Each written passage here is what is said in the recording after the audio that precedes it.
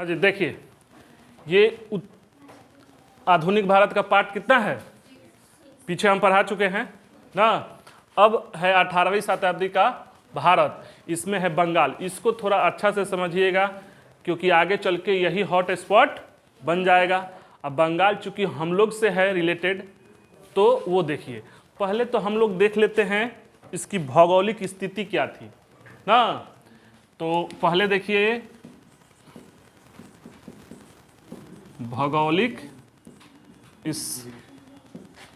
स्थिति, भौगोलिक स्थिति इसके से समझिए कि पहले अपने दिमाग में ये बैठे कि पड़ता कहाँ है जमीन ना। तो उस समय का जो भारत है देखिएगा तो ऐसे समझिए, ऐसे थोड़ा सा रफली फिगर बना रहे हैं, ठीक ना। ये ऐसे आके ऐसे कुछ इस तरह से था, ठीक है, ये कुछ इस तरह से था, बात समझ रहे हैं। तो बंगाल जो था यहीं पे ये वाला रीजन बंगाल, यानी कि आज का आपका समझिए कि आज का क्या क्या आ जाएगा, आज का आ जाएगा पश्चिम बंगाल ना, आज का पश्चिम बंगाल ना, और क्या बांग्लादेश, बांग्लादेश, बिहार, झारखंड ना, और उड़ीसा। आज के हिसाब से इतना मिलाकर उस समय बंगाल हुआ करता था, ठीक। असम का कुछ हिस्सा था, कुछ में भी था, वो बढ़ता घटता था, मतलब हाँ बात समझिए। क्या कुछ पूछना है क्या? चलिए सही बात है, कोई दिक्कत नहीं है, ठीक, समझिए हो गया। तो आज का पश्चिम बंगाल, बांग्लादेश, बिहार, झारखंड, उड़ीसा, ये सारे के सारे बंगाल के अंतर्गत आते थे, ठीक। अब ये देखिए 18वीं शताब्दी यानी कि कब, 1701 से लेके 1799 तक ना 18वीं शताब्दी है। उस समय बंगाल अलग क्या हुआ, बंगाल की परिस्थितियाँ क्या थी। तो इस समय अंग्रेजों का यहाँ ध्यान इसलिए था ना कि ये बहुत ही गंगा ब्रह्मपुत्र का मैदान था। क्या था? ये गंगा ब्रह्मपुत्र का मैदान था,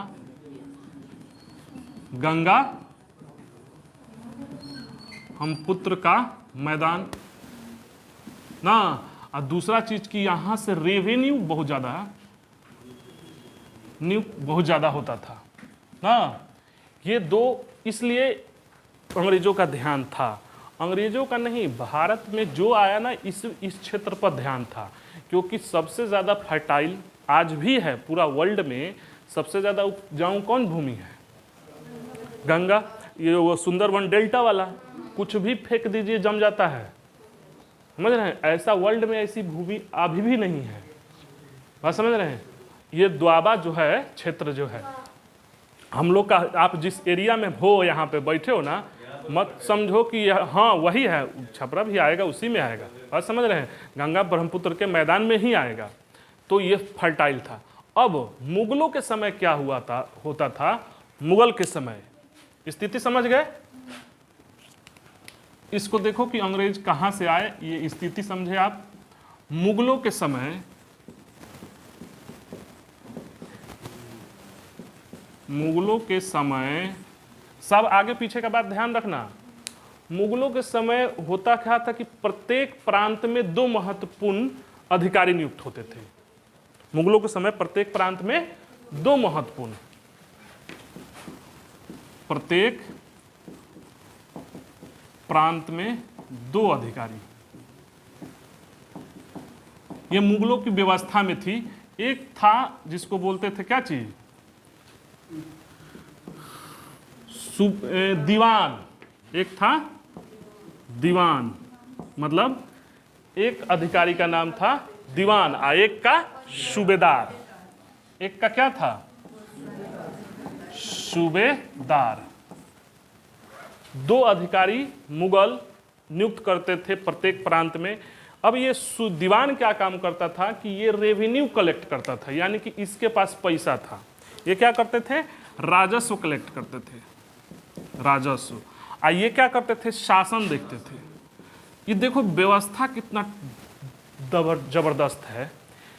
ये अकबर ने लगा कर रखा था कि अगर प्रांत है, एक नीति है, नीति ये है ना कि अगर कंपनी चला रहे हो तो आज भी देखिएगा प्राइवेट वाले एक जगह नहीं रखता है वर्कर को, रखिएगा गुटबाजी हो जाएगा, मीटिंग हो जाएगा, आपका कंपनी एथी हो जाएगा। आप छोटा मोटा भी चला रहे हो ना, ठीक, रखोगे ना, गुटबाजी होने लगेगा, जो जिसके पास पैसा और पावर दोनों आ जाएगा, हथियार लेगा, आपका कंपनी खत्म। तो उसके चलाने के लिए बहुत सोचा समझा जाता है, बात समझ रहे हैं।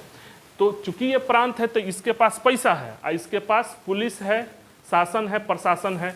दिल्ली में यहाँ बैठकर मुगल अपना देख रहे हैं, ये नियुक्त कर दिए हैं यहाँ से। उस समय जो दीवान का था, ये बात समझ रहे हैं, यानी कि इनके पास पैसा है, इनके पास शासन है। पैसा शासन दोनों जगह मिलेगा तबे विद्रोह होगा। ये व्यवस्था दोनों एक दूसरे से संतुलन बना कर रखते थे। पैसा इसको रिपोर्ट करते थे सूबेदार, ये दोनों एक दूसरे का दुश्मन होकर रखा था। दुश्मन नहीं मतलब एथी था, मगर दोनों उत्तरदायी था किसके प्रति, मुगल के प्रति। तो मतभेद अथवा विद्रोह होने की संभावना कम हो गई। ये ऐसी व्यवस्था चली आ रही थी। अब देखिए घटना क्या हुआ। घटना पैसा रेवेन्यू जैसे टैक्स ना, अब घटना क्या हुई वो देखिए, जो इतिहास बदल कर रख देगा। वो ये हुआ कि 1700 में 1700 में और वहां उत्तराधिकार के लिए झगड़ा हो रहा है और अपने अपने गुट जो थे वो कर रहे हैं। अब बात तो हो ही जा रहा होगा कि वो जो ईरानी गुट के थे, अफगानी गुट के, अलग अलग, उधर अवध होने वाला था, उधर निजाम चिनकलीज खां, तो ये भी सोचा कि हम भी हाथ मारते हैं। ठीक, ये क्या किया कि 1717 में, देखिए 1717 में अपने आप को क्या घोषित कर दिया, सूबेदार घोषित कर दिया। लीजिए ये भी बन गया कि ना अब हम सूबेदार हैं, जाइए। 1717 में कौन था यहाँ, दिल्ली में फारूक सियर था ना। 1717 में बंगाल का सूबेदार घोषित कर दिया ना। और सूबेदार घोषित कर दिया ना, पहले बात समझिए, सूबेदार घोषित कर दिया, पैसा था, सेना था, रेवेन्यू ज़्यादा कलेक्ट होता था, तो मुगल की हिम्मत ना हुई कि इसको अपने में मिलाएं। योग्य था ही, पैसा रेवेन्यू था ही, हाथ से सत्ता जा रहा है, देख रहे हो राजनीति। मुगल का इतना हिम्मत नहीं हुआ। अब फारूक सियर तक खुद दूसरे के मेहरबानी से बना था, सैयद बंधु, हो सकता है कि उनको फेवर में ही रखा हो, राजनीति है ना। मुर्शिद को लिखा बनाया हो, उनको भी कुछ दे रहा होगा, ये सेटिंग वेटिंग किया होगा कि वो आप बनाए हैं, इतना हिम्मत फारूक सियर का कि हम पर आक्रमण करेंगे, अब बनवाए हो वो उनको साधा होगा। देख रहे हैं पॉलिटिक्स किस तरह घूम रहा है। मगर ये कुछ कुछ पैसा देता रहा उनको, मुगल को खुश करने के लिए। इसी बीच अब थोड़ा सा अंग्रेज का एंट्री देखो। ठीक, शायद हो सकता है इसी के लिए कि ऐसा ही तो जाइए रहा है। अब फारूक सियर अपना दिमाग लगाया, कहा कि देखो ये तो घोषित करिए दिया है, वो तो है है, मतलब अंग्रेज की स्थिति क्या थी उस समय, ये भी थोड़ा देख लो। इस समय अंग्रेज जब ये 1717 में बना ना, तो अंग्रेज की दिख रहा है यहाँ पे ना, यहाँ पे दिख रहा है। ठीक, समझ रहे हो, यहाँ पे ऐसे बना दे रहे हैं, समझ तो रहे हो भावनाओं को। तो अंग्रेज जो थे बंगाल में आ गए थे। ठीक, 1700 में मुर्शिद को लिखा बना, 1717 में सूबेदार घोषित हुआ ना, और अपनी राजधानी, ये सूबेदार बनते ही राजधानी लेकर चला गया मुर्शिदाबाद। कहाँ लेकर चला, राजधानी का लिख लीजिए, पूछता है राजधानी कहाँ ले गया, अपने नाम पर रख दिया, ढाका से मुर्शिदाबाद, मुर्शिद से मुर्शिदाबाद। बाद राजधानी लेकर चुका है कि कुछ होगा ना तो राजधानी पर होता है। तो ढाका से कहा कि अब अलग बसाते हैं, मुर्शिदाबाद हम अपना अलग साम्राज्य बनाते हैं, प्रवेश नहीं करने देंगे किसी को। ठीक, अब देखो ये वो घटना ध्यान है आप लोग को पीछे, ठीक, कि अंग्रेज आ गए हैं, ठीक, और अंग्रेज आकर कर क्या रहे हैं ये बताइए। हाँ, नहीं, बंगाल में क्या कर रहे हैं? हैं? बंगाल में क्या कर रहे हैं? देखो ये वो घटना है, वो ध्यान रखो, तब आपको एकदम दिमाग खुल जाएगा। 1658 में औरंगजेब शासक बना। 1600 कितना में? इसको देखो अंग्रेज को, 1658 में औरंगजेब बना। क्या बना है? औरंगजेब बना है, ध्यान देना। अब 1680 की एक घटना है, बात समझो। ये सब ना अंग्रेज इतना पावरफुल था नहीं, पहले ही शुरू में भीख मांगकर दया याचना कर हाथ जोड़ के अपना व्यापार करता था। मतलब एकदम हम लोग जो थे यहाँ के दयनीय, मतलब स्थिति दना देखकर उस सबको बिजनेस करने के लिए दिया गया। मगर 1680 में एगो फरमान आया था और इसका औरंगजेब का, वो ये था कि फरमान 2% चुंगी के अतिरिक्त 1.5% जजिया कर दिया जाएगा। मतलब उस समय ये एक फरमान निकाला औरंगजेब कि 2% चुंगी के अतिरिक्त हमको 1.5% क्या चाहिए? जजिया। अब कंपनी आ चुकी है, अब कंपनी सोची कि हम 1.5% जजिया क्यों दें, समझ रहे हैं, हम बताएंगे आगे। और ये जो है 1680 तक अंग्रेजों के मुंह में खून लग चुका है। खून इसलिए लग चुका है कि गोलकुंडा पर फ्री ट्रेड में व्यापार कर रहा है। हाई बम्बई तो दहेजे में मिल गया पुर्तगालियों से, पढ़े नहीं हो? हाँ हाँ, बम्बई मिला है दहेज में, ठीक, पुर्तगाली से पढ़ाएंगे तो। वहाँ फ्री ट्रेड में गुंडा का राजा दे दिए हैं। अब रहा पश्चिम बंगाल, अब इस सबको व्यापारी था, खल रहा था कि हम 1.5% काहे दें। अब क्या किया कि 1680 में अंग्रेज 80 में ये बंगाल में खूब लूटपाट किया 80 में कि नहीं हम नहीं देंगे, थोड़ा सा हाथ पैर मारा। एगो था अंग्रेज, उसका नाम था गार्डन चाइल्ड, और वही चाइल्डाना हरकत किया। उठा औरंगजेब जाकर बड़ा मार मारा, हाँ, कहा कि भागो यहाँ से, भागो, मार पीट कर भगा दिया कि भागो यहाँ से, लूट मार। आ गया औरंगजेब और गार्डन चाइल्ड, ये 80 में क्या किया? बंगाल में लूट मार ना, किसके विरोध में? और चुंगिया के विरोध में। नाम क्या था? गार्डन चाइल्ड नाम पूछता है, हाँ, गार्डन, अरे ये पूछा हुआ है चाइल्ड, इसके किसके? औरंगजेब, समझ रहे हो? गार्डन चाइल्ड और औरंगजेब ना मारा। औरंगजेब ने कहा कि भागो यहाँ से, एकदम भगबे करो, दिखना मत, ठीक। अब सब पड़ गया फेर में, बात समझ रहे हो? तो उसका एगो अच्छा सूझबूझ वाला अंग्रेज था ना, उसका नाम भी याद रखिएगा, जॉब चार्नाक। हाँ हाँ, जॉब चार्नाक। ये जाके माफ़ी मांगा किससे? औरंगजेब से, माफ़ कर दीजिए, गलती हो गया, चाइल्ड था, बच्चा था, उससे बच्चे से गलती हो गई, माफ़ कर दीजिए, हम लोग को रहने दीजिए, रहम ना। चाइल्ड कौन? चार्नाक। ये सूझबूझ वाला था, क्षमा याचना किया और 1.5 लाख रुपया जुर्माना दिया। बात समझ रहे हो? 1.5 लाख रुपया जुर्माना, तो ये मैटर खत्म हुआ। बात समझ रहे हो? क्या हुआ मैटर? जॉब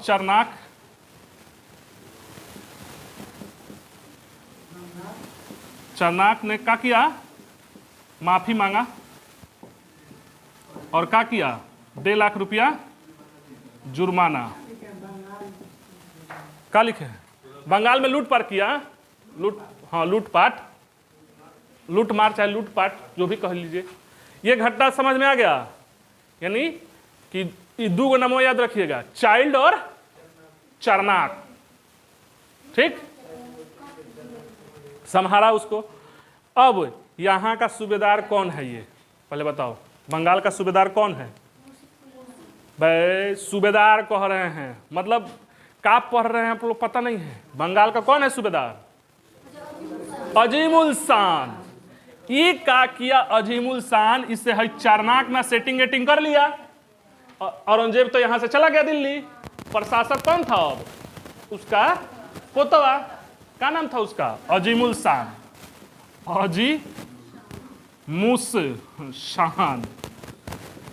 अजीमुल शान ना, यहाँ का प्रशासक था। मारपीट हुआ, 1.5 लाख रुपया दिया, जुर्माना हुआ, भगा रहा था, माफी उफी मांगा। अब यहाँ का प्रशासक कौन था? अजीमुल शान। अजीमुल शान से ये चारनाक सेटिंग गेटिंग कह के तारीफ हुई बहुत सारा कि मन जीतना है ना, जीत उत कर 3 गो गांव ले लिया। याद है आप लोग को? पूछता है 3 गांव अजीमुल शान, सूती नाता, कलिकता और गोविंदपुर। सूती नाता, हाँ 3 गांव मिला, सूती नाता, कलिकता और गोविंदपुर। इसी कलिकता एगो गांव था ही पहले, उस पर अंग्रेजों ने शहर बसाया जो आज के रूप में कलकत्ता है।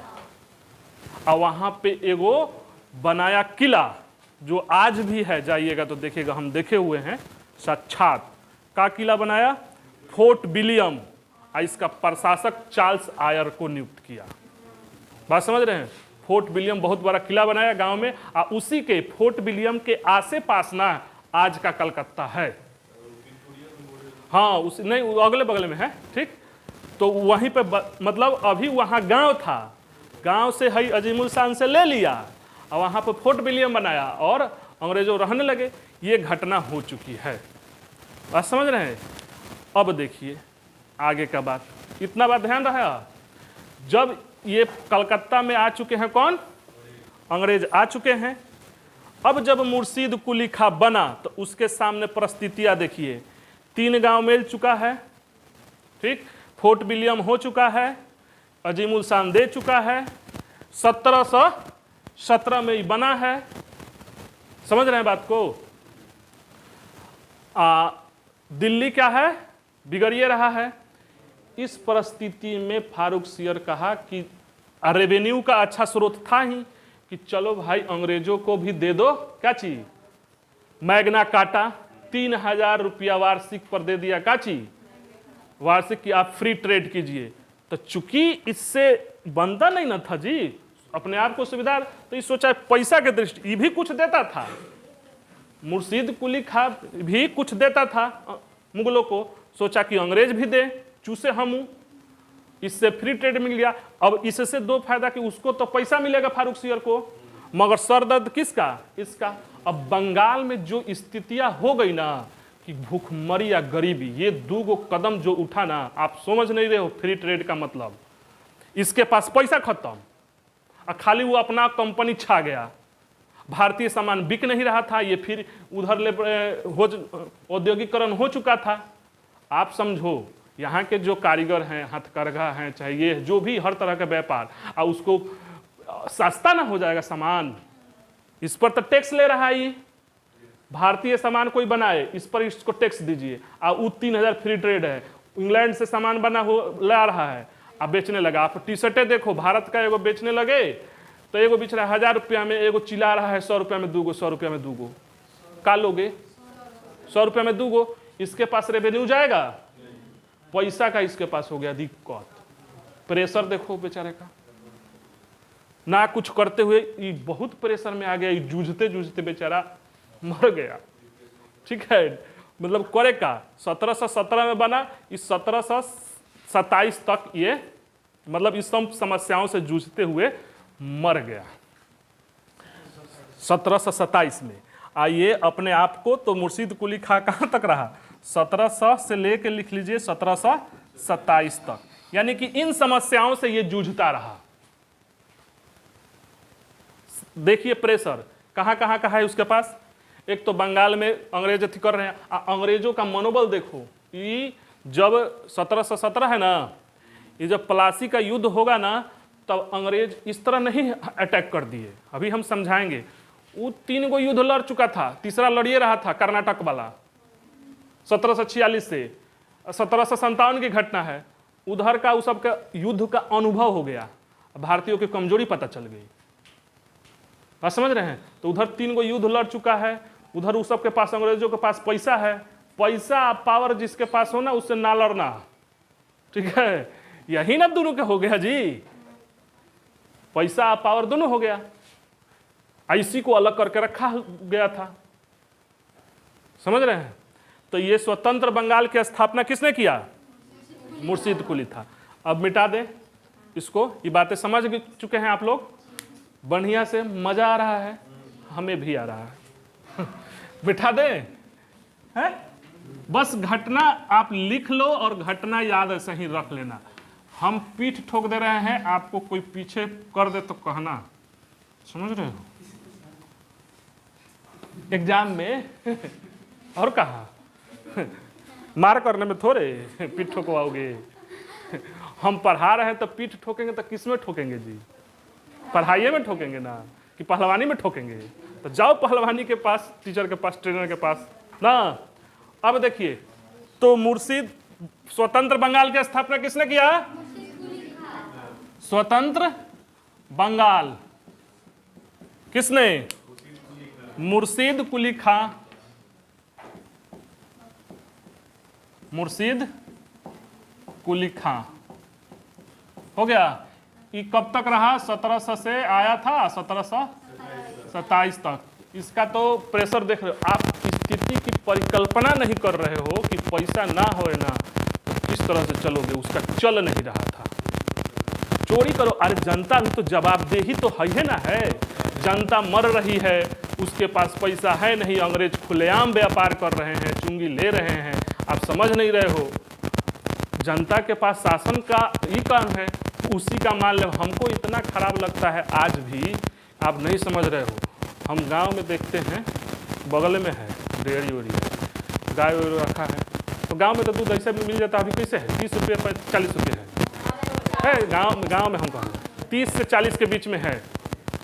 बात समझ रहे हो? और दही जो है ना 40 से 50 के है गांव में अभी, मतलब ज़्यादा टाउन से जुटा हुआ है। तो और भी चले जाइएगा तो गांव में 30 रुपये 40 रुपये दही मिल जाएगा।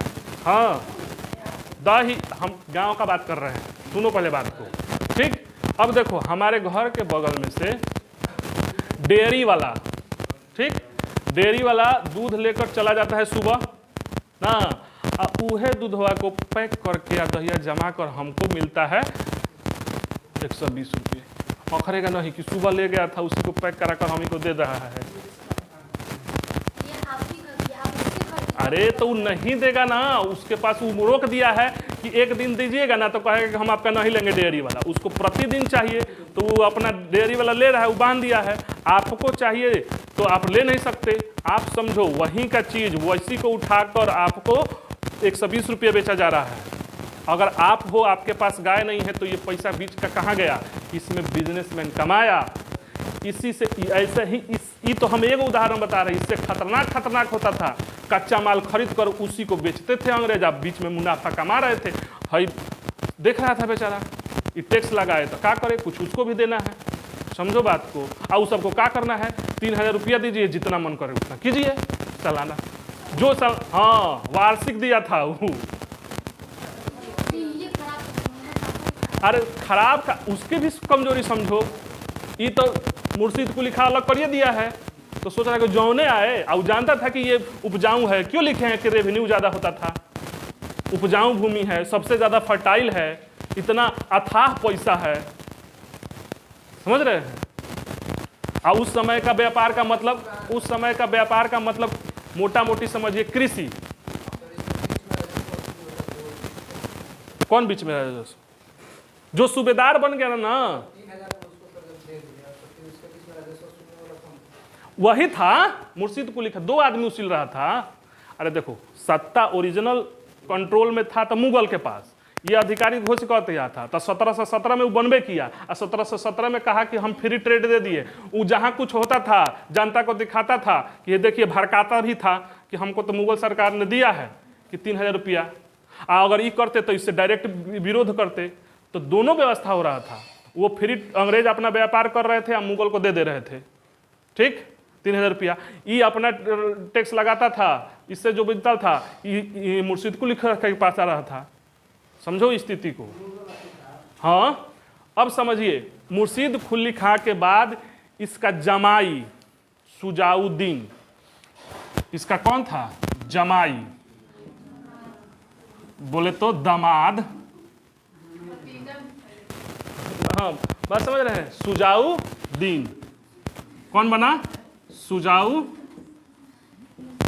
ये शुजा ही था, ये बहुत ज्यादा योग था नहीं, ठीक। 1727 से 39 तक रहा। 1727 से कहां तक? 39 तक। अब देखो, इसके बाद फिर बंगाल की राजनीति बदलेगी, अब की बार भयानक बदलेगी। इसका बेटा था सरफराज। इसका क्या बेटा था? इसका बेटा था सरफराज। ये महायोग्य था, हाँ, अयोग्य, हाँ, ई बना अयोग्य था। क्या था? योग्य था, यह महान चौपट था, ठीक। बात समझ रहे हो? हम वही बोलना चाह रहे थे। ये 40 तक रहा, 1739 से 40, 21 साल। हाँ हाँ, इसी में तो कांड होगा। इसी में कांड होगा। तो अपने यहां अब देखिए, जैसे वो तो बहुत है, तो बहुत बड़ा प्रांत है, तो अपने यहाँ का, अपने है बिहार का एरिया, बिहार झारखंड का जो एरिया था, बंगाल कहाँ है, ढाका कहाँ है, देख नहीं रहे हैं। तो अपने यहाँ का एगो था सूबेदार, नायब सूबेदार, ठीक। हाँ, अलीवर्दी खां, हाँ, नायब सूबेदार था। इसके एथी में नायब सूबेदार बिहार का, बिहार का कौन चीज? नायब सूबेदार। अरे कहने का मतलब ये है ना कि एगो सूबेदार था तो वहां प्रांत को अपने अपने में बांट देते थे। तो यहाँ का था अलीवर्दी खां, ये महान योग्य था। एगो भेटा गया अयोग्य और एगो भेटा गया योग्य। अब क्या होगा? फिर सत्ता ये हाथी आएगा, इनसे छीन कर क्या कर लिया? अलीवर्दी खां धोखा दिया, और इतना खतरनाक सरफराज को धोखा देगा ना कि इसके जीवन में आगे धोखा ही होता रहेगा। ये देखिए, ये धोखा दिया। क्या नाम था इसका? अलीवर्दी खां, है भलाना मत, मुर्शिद कुली खां, अलीवर्दी खां। ये 1740 से, बात समझ रहे हो, 1740 से 56 तक रहा, 40 से 56। अब बताओ कि 1740 में दिल्ली में कौन बैठा है? भाई कैसे पढ़ रहे हो? ना पढ़ाई का छोड़ दे। 1740 में कौन बैठा है? अरे रंगीला, रंगीला रे, समझ रहे हो? हाँ, इसी के शासन काल में तो, हाँ, इसी के शासन काल में तो मुगल का जितना टुकड़ा हुआ ना, रंगीला होइएगा तो टुकड़ा होगा ही। अवध टूटा, चिनकलीज खां, बंगाल, सब तो इसी में। इसके शासन काल में ये अयोग्य था, ठीक। अब देखो ये क्या किया अलीवर्दी खां, ये धोखा से नायब सूबेदार जो था उसको मरवा दिया, ये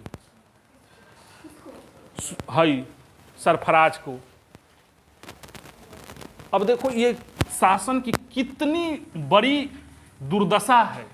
दुर्दशा कहने का मतलब ना, धोखा से इनको ये मरवा दिया सरफराज को, धोखा से मरवा दिया। धोखा से ये सरफराज, अलीवर्दी खां सरफराज को मरवा दिया और बंगाल का ये सूबेदार बन गया था। बंगाल का क्या बन था? सूबेदार।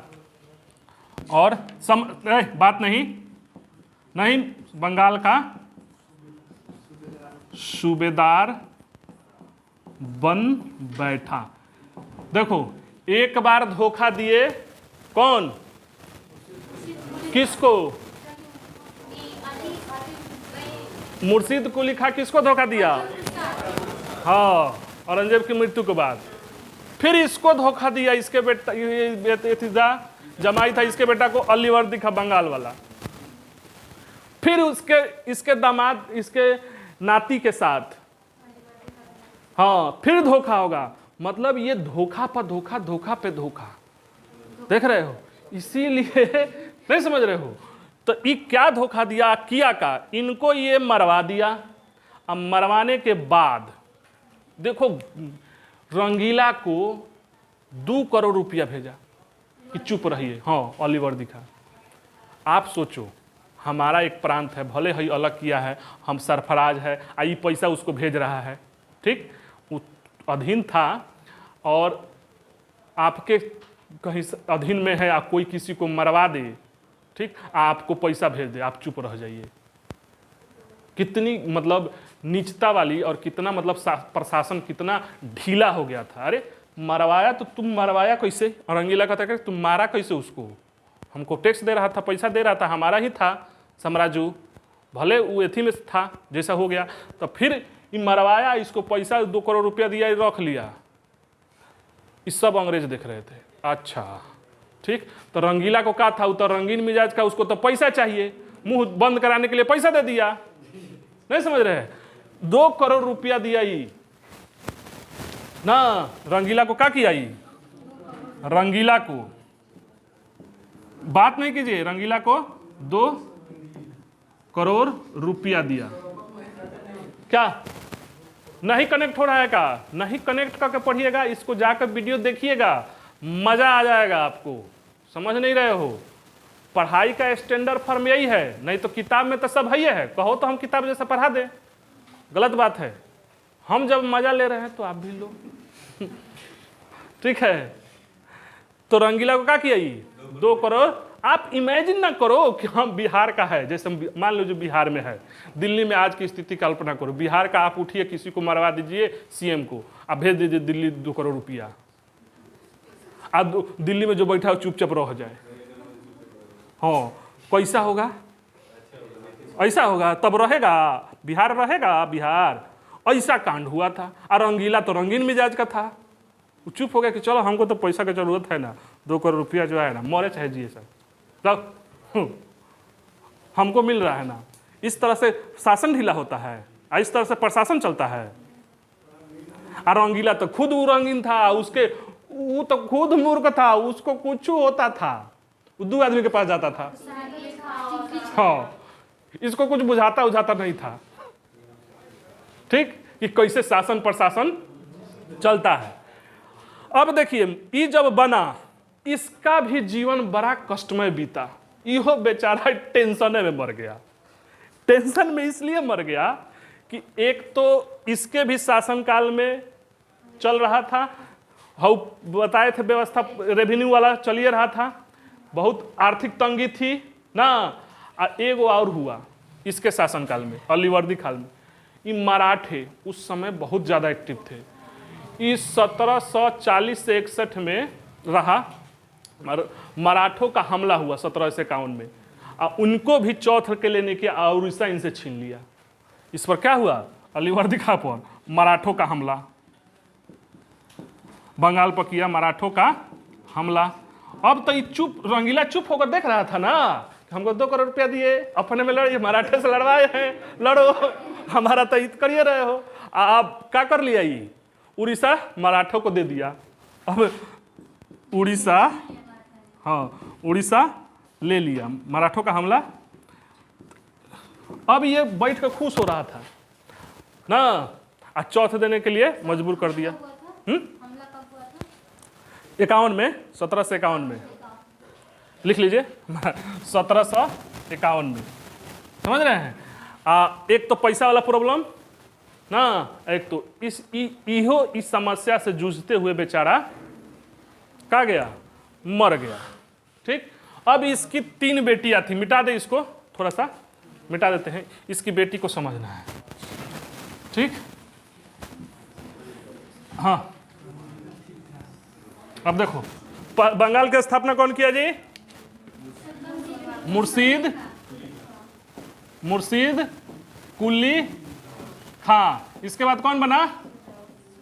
सुजाऊ, सूजा हुआ था, सुजाऊ दीन। इसके बाद सरफराज,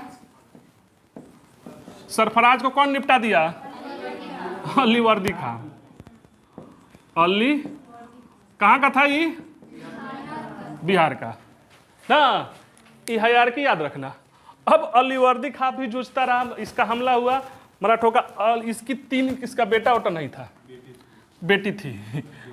अली वर्दी खां, इसकी 3 बेटी थी, तीनों का अलग अलग विवाह किया था।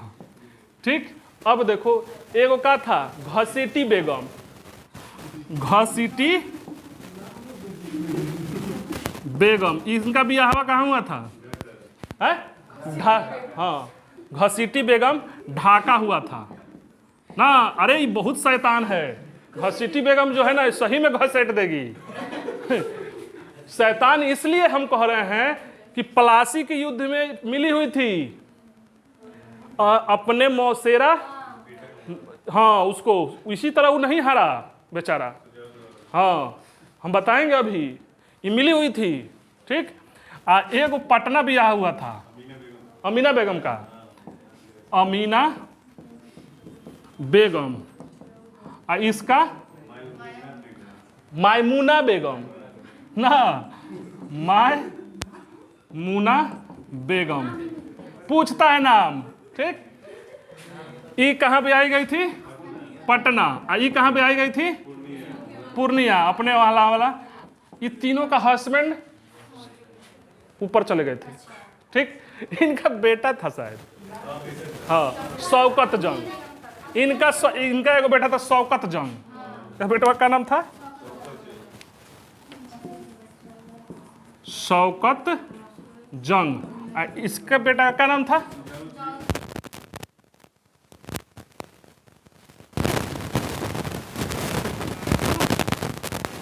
दौला। ये योग्य था।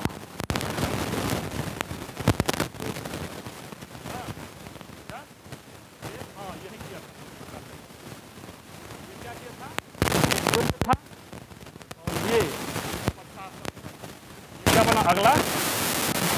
हाँ, बंगाल का नवाब बना, बंगाल का बाब। समझ में आया?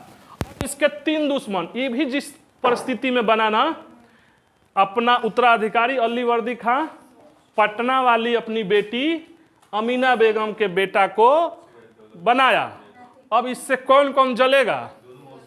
हाँ हाई दोनों मौसी। इसका दुश्मन एगो और दुश्मन है अंग्रेज। जैसे तैसे ही मुगल को अपने पक्ष में लाया। इसकी राजनीति देखिए। हाँ शौकत जंग, हाँ शौकत जंग है, हाँ ग है। बात नहीं कीजिए, गलत बात है।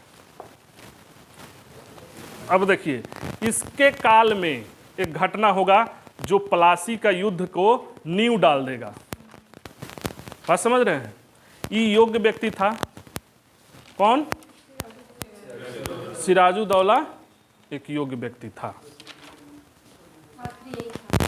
क्या?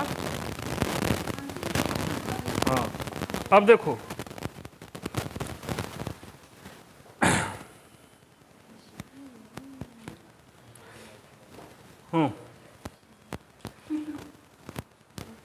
लिख लिए।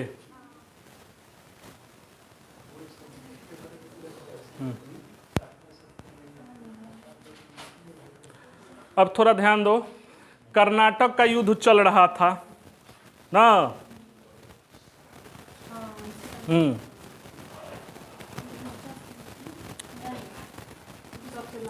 अब देखो, सिराजुद्दौला के शासन काल में एक घटना हुआ जो नींव डाल दिया प्लासी के युद्ध का। देखो उस समय कलकत्ता का जो ये था, मतलब प्रभारी थे, हाँ नहीं, कलकत्ता के प्रभारी उस समय कौन थे? मानिक चंद, हाँ सही कह रहे हैं, मानिक चंद। ठीक, अब यहाँ जाओ कलकत्ता, यहाँ से प्रभारी यहाँ का कौन था? मानिक चंद, यहाँ से कलकत्ता ना। अब देखो इस समय अंग्रेज, अब थोड़ा सा है खत्म हो जाएगा, घबरा नहीं ना रहे हैं। हाँ, इस समय अंग्रेज, सुनो बात को समझो, अंग्रेज कर्नाटक का प्रथम द्वितीय युद्ध लड़ रहे हैं, तृतीय भी चालू हो रहा है। इसी संदर्भ में वो क्या कर रहे थे ना कि कलकत्ता में जो फोर्ट विलियम बनाए थे उसका घेराबंदी कर रहे थे और वो कह रहे थे कि ये क्षेत्र हमारा है, क्योंकि उन लोगों को डर था ना कि फ्रांसीसी यहाँ अटैक ना कर दे। समझ रहे हो? उन लोग को क्या ये डर था कि फ्रांसीसी अटैक ना करे, किला बना रहा था, बंदूक तोप लगा रहा था फोर्ट विलियम के पास। हाँ, अंग्रेज कलकत्ता में तो आ गए हैं, पीछे बता रहता है नहीं है। ये सूचना मिली सिराजुद्दौला को, कहा कि ऐसे कैसे होगा, ये कब क्या कर देगा, ये हम पे आक्रमण कर देगा। ये आया कलकत्ता, बड़ा मार मारा। यही से वो घटना है, वो अभी मिथ है कि क्या है कि काल्पनिक है, मगर एगो 12-10 बजे मतलब कोठरी में 150 अंग्रेज को बंद कर दिया काल कोठरी में, कितना मर गया, वो सब ब्लैक होल की घटना हुई। अब ये सच्ची घटना है कि झूठी, वो बात का बात है, क्योंकि अंग्रेज मूड बनाने लगे और उधर लड़ रहे थे ये दक्षिण भारत में कर्नाटक का युद्ध। आया, ठीक है, मद्रास में क्लाइव था उस समय मद्रास में। कलकत्ता से सेना लेकर आया और घोषणा किया, सिराजुद्दौला मार उड़ कर भगा दिया और काल कोठरी की घटना हुआ। और उस समय और कलकत्ता का नाम बदल कर ये अपने नाना के नाम पर रख दिया, अली नगर। कहा कि अब कलकत्ता नहीं रहेगा, बोला कलकत्ता कर रहे हो ना, कलकत्ता ब्लैक होल की घटना हुआ कलकत्ता में। चूंकि ये किलाबंदी कर रहा था, वो सब कर रहा था कि फ्रांसीसियों से लिए काम मनसा यहाँ पे भी अटैक कर दे, क्योंकि ये तो देख रहा था ना उधर कि क्या हो रहा था।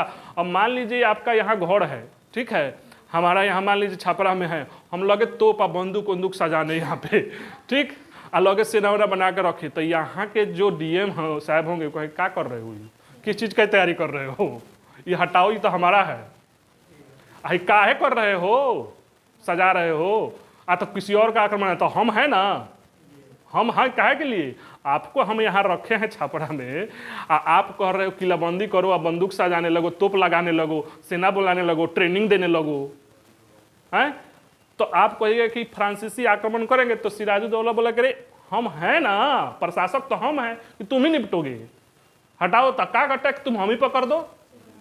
वो अपने हिसाब से ठीक था, मारा, बड़ा अंग्रेज ऐसी कर दिए थे, मार कर भगा दिया। ये भागता समझे एगो फुलटा द्वीप था, वहीं पे जाके बचता था, रुकता था एकदम।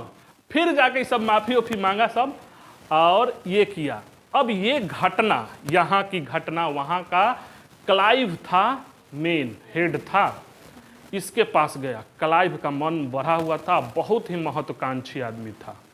आर्काट का युद्ध हो चुका है, पहले उधर कर्नाटक का युद्ध लड़ रहे हैं, ये घटना गया। अब ब्लैक होल की घटना सुना, बखुलाया और रचा चक्रव्यूह, ठीक, इसके पास सेना था। अब प्लासी का युद्ध इसमें हुआ। प्लासी के युद्ध में, इसमें देखिए प्लासी का युद्ध, पहले आया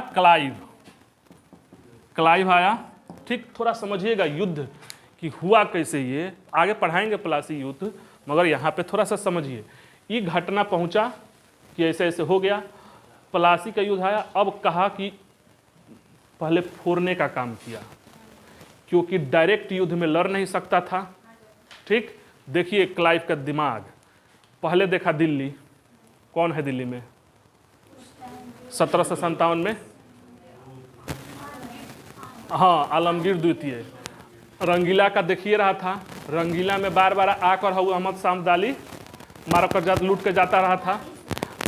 हाँ, अहमद शाह अब्दाली, नादिर शाह आया था, अब्दुल शाह बार बार आ रहा था।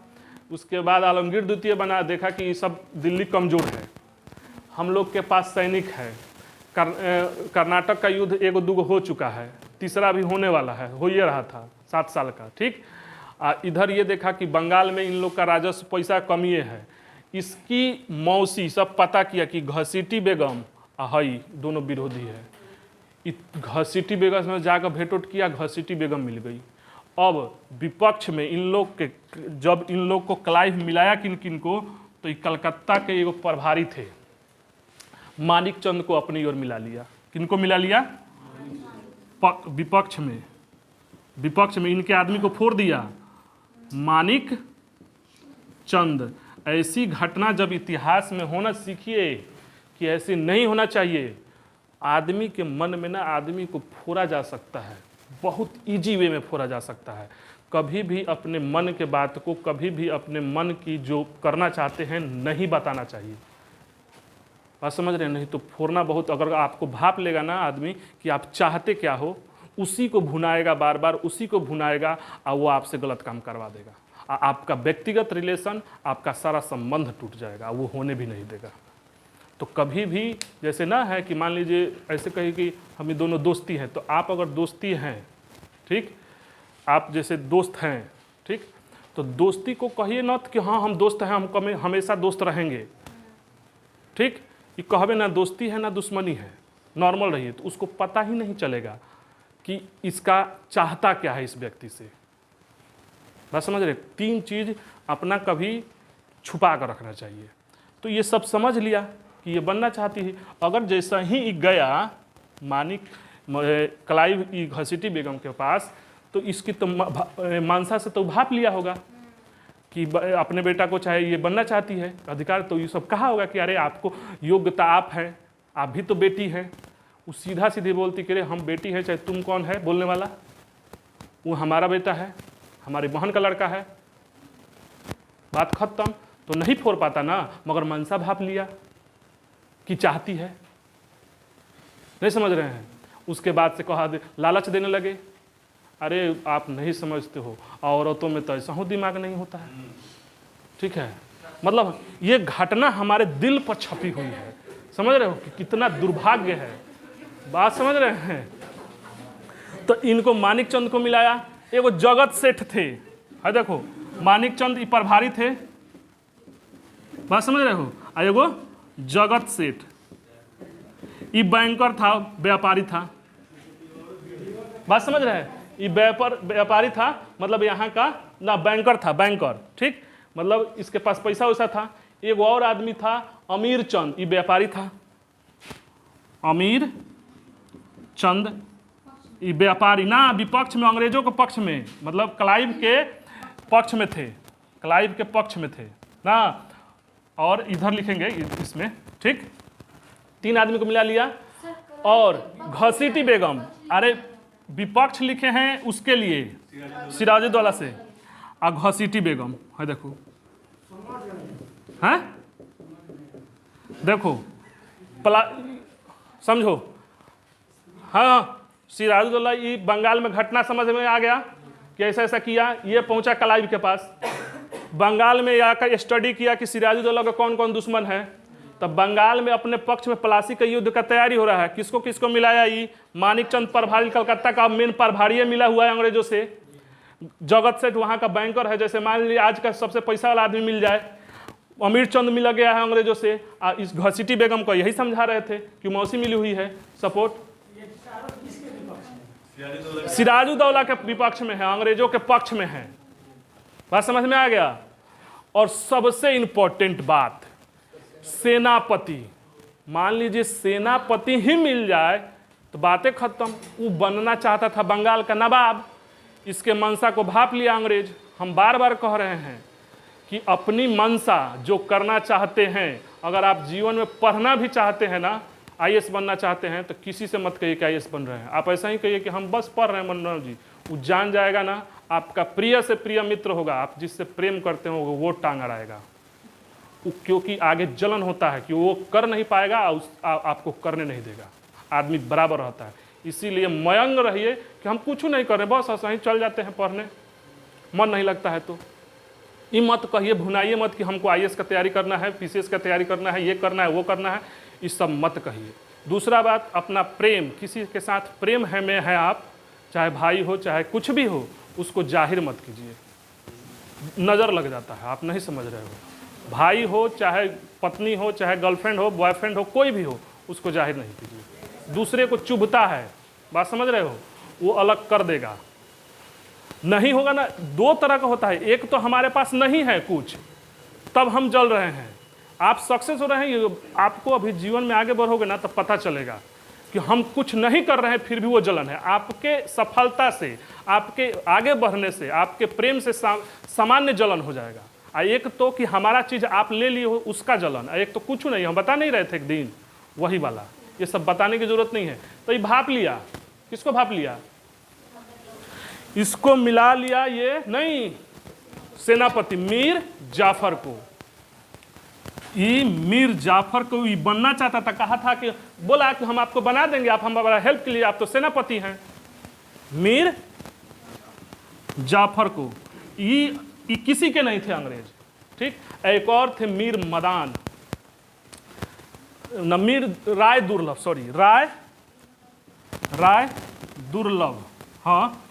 सिराजुद्दौला के पक्ष में थे, ऐसा नहीं था कि सभी लोग विपक्ष में थे, ठीक। पक्ष में थे मीर मदान और मोहनलाल, हाँ। मीर मदान और मोहन लाल, ये दो आदमी थे। सिराजुद्दौला कह रहे थे कि आप प्रशासक है, आपका अधिकार है, अगर ये बनाया है तो देख रहे हैं ये भी तो धोखा देकर बना। इसके साथ देखिए कितना धोखा हुआ। वो तो अपना कलकत्ता में हुआ, ये सब इसको मिला लिया अंग्रेज। अंग्रेज जानते थे कि हम लड़ नहीं पाएंगे, तो जिनके जिनके मन में ऐसी भावना थी, पाप था, उनको मिलाया। आप बात मानो, जिंदगी नरक बना देगा अगर कोई आपको भाप लिया कि आपकी ये मनसा है। करना होगा करिए, मनसा मत जाहिर होने दीजिए, ठीक। सामने वाला दूसरा आदमी, दो आदमी के बीच में तीसरा इंटरफेयर करे तो तुरंत रोकिए। है जाकर नहीं कह सकती थी कि तुम कौन होता है बाहर का आदमी, अंग्रेज तू हमको मिलाएगा, वो हमारा मौसी का, हमारी बहन का लड़का है। देखिए तो मन में पाप था तबे ना। हई अमीर चंद कहाँ मिल गया है, कलकत्ता का प्रभारी बनाया है, तुम का बन जाता, आज इतिहास में गलत नाम पर है, का बन जाता प्रभारी से, इसको का बना जाता, पैसा वैसा का लालच दिया हुआ तो पकड़ लिया होगा कि लालची आदमी है। अरे वो जानता है इस बिकता सब कोई है, कीमत लगाने आना चाहिए, बात समझ रहे हैं। मगर ये हर तरह तक सही नहीं है। अगर कोई लालसाल नहीं है, कोई ये नहीं, उसको खरीद लीजिएगा। आज भारत के सेना अध्यक्ष को खरीद लीजिएगा, का दे दीजिएगा उसको कि खरीद लीजिएगा। कहे कि बेटी है ना, कहे कि एगो बेटी को ब्लैकमेल कीजिएगा, पैसा कौड़ी से तो नहीं खरीद सकते, क्योंकि उतना ही वो जान रहा है, फिलोसफी जानता है कि ज़्यादा तक जिएंगे हम, कितना 60 साल 65 साल, पैसा लेकर क्या करेंगे, लेकर ऊपर जाएंगे, शासक तो हम बन जाएंगे तो क्या होगा, उसके लिए मेहनत करें हम। ब्लैकमेल कीजिएगा उसको तो इतना मोटिवेटेड है वो कि बेटी को कहे कि मार दो, भारत की सारी बेटी हमारी बेटी है, सिंपल सा बात है। अपनी एक बेटी के लिए 1000 बेटी का तो हम नहीं ना बलि चढ़ाएंगे, मार खरीदिए नहीं सकते आप। आज जिसके मन में पाप समाया है उसको आप आसानी से खरीद सकते हो, बात समझ रहे हो, ये है। तो इस तरह सा पक्ष होता। तो ये जगत सेठ भी कह सकता था, अमीर चंद घसीट मीर जाफर, समझ में आया इसको कि जिस जो हथियार के दम पर हमको बना देगा वो, अब बाद में इसके साथ देखिए दुर्दशा हुआ, ठीक। अब ये इसके बाद पलासी का युद्ध हुआ, अब मात्र उधर ये 300 सैनिक थे, वो 18,000 सैनिक था, और युद्ध पलासी का हार गया। ये बिना लड़े सरेंडर कर दिया मीर जाफर। सेनापति पहले होता था ना कि सेनापति लड़ता था, सेनापति मेन सेनापति मिला है और ये थी हो गया, और उसके बाद सिराजुद्दौला को मार दिया सब शायद, ठीक। बात समझ में आया। सिराजुद्दौला के हाँ परिणाम मृत्यु हो गई, इसमें पलासी की युद्ध में इसकी मृत्यु हो गई, ठीक। अब अगला बंगाल का नवाब बना कौन? मीर जाफर। मीर जाफर, इसको कहा जाता था कि ये रॉबर्ट का कुत्ता है, कुत्ता, ठीक है। हाँ बात समझ रहे हो, काहे कुत्ता, जो कहेंगे वो करेंगे, नहीं करिएगा एकदम। वो जानता था अंग्रेज कि हम यहाँ शासक नहीं बन सकते, हम बनेंगे विद्रोह हो जाएगा, क्योंकि हमारा चमड़िए गोर है, लोग एक्सेप्ट नहीं करेगा, नहीं समझ रहे हो। हम लोग का खान पान पहनावा रहन सहन बोली अलग है, हम कैसे शासक बन सकते हैं? चमड़िए से लोग भाग जाएगा। अब मुट्ठी भर अंग्रेज था, वो डायरेक्ट करता तो लोगों के माध्यम से कहा था कि हमको भारतीय वेशभूषा में चाहिए, हमको भारतीय, मगर दिमाग चाहिए अंग्रेज का। इस तरह से ट्रेंड किया। तो वो खुद भी बन सकता था मगर बना नहीं कि विद्रोह हो जाएगा, टाइम आएगा, आगे चल के देख लिया कि अब ऐसा कोई नहीं है, शासन हुआ, तब जाके अपने आप को घोषित किया। तो इसको मीर जाफर बना। मीर जाफर के बाद किसको बनाया? फिर मीर कासिम को। ये तगरमबंदी की है तो मीर कासिम, ये मीर कासिम बड़ा योग्य था। ये राजधानी अपना लेकर चला गया, नहीं मुंगेर लेकर आ गया। ई और का किया ना, ये और काम का किया है जो ये था ना, सुनो ना, हई का के एगो बहुत आगे पढ़ाएंगे हम बक्सर के युद्ध में। इसका एगो चाल देखो गजब का। ये तो बंगाल में ट्रेड कर रहे थे, फ्री ट्रेड ना, फ्री ट्रेड कर रहे थे। तो भारतीय व्यापारियों को दिक्कत हो रहा था, व्यापार वाले कहा कि नहीं, वो लोग फ्री ट्रेड के ना, जाओ तुम भी लोग भी फ्री ट्रेड करो, जाओ। काउंट उसको को हटा नहीं सकते, औरों को तो छोड़ सकते हैं। मतलब यूरोपियों को, बंगालियों को, मतलब अंग्रेजों को काउंटर करने के लिए तो हम वो हटा नहीं सकते। तो इसके अधिकार में था कि हम भारतीयों को भी फ्री ट्रेड देते हैं। तो उन लोग का सामान कम बिकने लगा। इससे भड़क गया कि अरे ये तो हमको बनाए थे अपने लिए, या राजधानी लेकर चला गया मुंगेर, और वहाँ लगा हथियार बने आधुनिक तरीका से तैयार करने एकदम बढ़िया से ना। आज भी जाइएगा मुंगेर में ना, तो घर घर में हथियार बनाने की कला है। आज भी वहाँ का छोटा छोटा लड़का जानता है उसी समय से। अब जनरेशन आ जाएगा, बात समझ रहे हैं। मुंगेर लेकर चलाया, फिर इसको हटाएगी ना।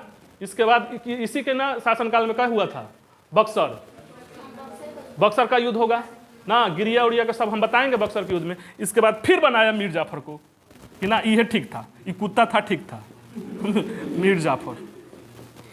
बात समझ रहे हो। ये है बंगाल का घटना। समझे बात को, बंगाल क्लियर, समझ में आया? रहने देते हैं ना, चलिए।